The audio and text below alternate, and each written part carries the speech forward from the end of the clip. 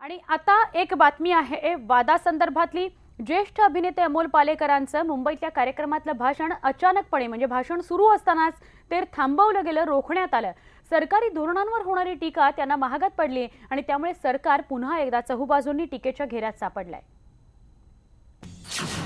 अमोल पालेकरांचं भाषण अर्ध्यावर रोखलं।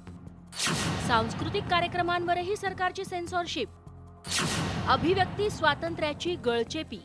Another disastrous decision was apparently taken, namely all future exhibitions.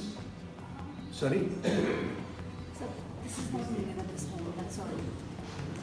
What is it? We have to, the function is about Prabhakar Barve, we just stick to that, I'm sorry. Yes, I am relating to Prabhakar Barve only. This is, I'm sorry sir, you have to stop this. मुंबईतल्या अमोल पालेकर यांच्या भाषणाबाबत नेमकं काय घडलं हे सांगण्यासाठी ही दृश्य पुरेशी आहे। Yes, I am relating to Prabhakar Barve only. I'm sorry sir, you have to stop. National gallery of modern आर्टच्या कार्यक्रमात पालेकरांचं भाषण असं अर्ध्यावर रोखल्यानं वादाचं काहूर उठलंय।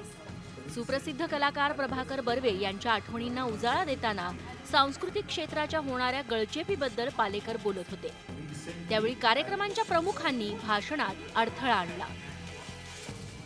बोललं जायचा प्रयत्न हा झाला पहिल्यांदा, तर त्याला लगेच नाही याच्याबद्दल इथे बोलू नका असं का सांगण्यात आलं, हा माझ्या मनात आजही अनुत्तरित असलेला प्रश्न आहे की असं करायची गरज का वाटली।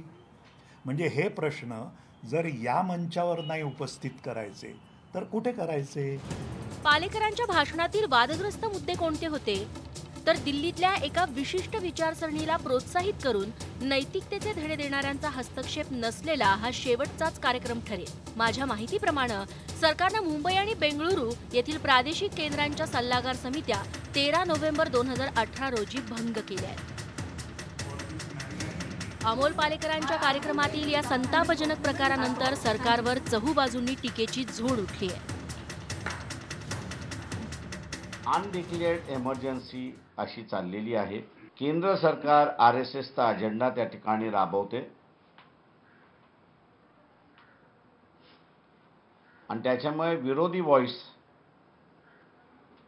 हे उठणार नाही अशी परिस्थिती आपल्याला दिसते। मी ठामपणे माननीय अमोल पालेकरच्या मागे खंबीरपणे उभी आहे, किंवा कोणीही उद्या आमचंही सरकार असू शकतं, त्यांना टीका करायचा पूर्ण अधिकार आहे।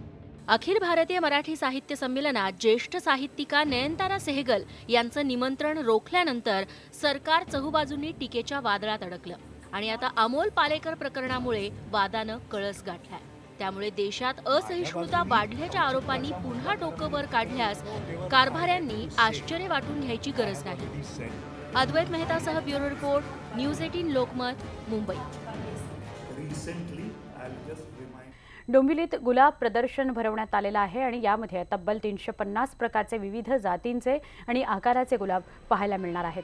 विशेष म्हणजे 800 वर्ष जुना चहात वापरला जाणारा चीनी गुलाब, मोदी गुलाब हे देखील या प्रदर्शनाचं प्रमुख वैशिष्ट्य आहे। डोंबिवलीचे आमदार आणि राज्यमंत्री रवींद्र चव्हाण यांच्या माध्यमातून डोंबिवलीच्या बालभवनामध्ये हे प्रदर्शन भरवण्यात आलंय। अनेक प्रकारचे नवीन गुलाब या प्रदर्शनासाठी उपलब्ध करून दिले गेलेले आहेत, त्यामुळे मन प्रसन्न करणारे हे गुलाब पाहण्याकरता डोंबिवलीकर गर्दी करतायत।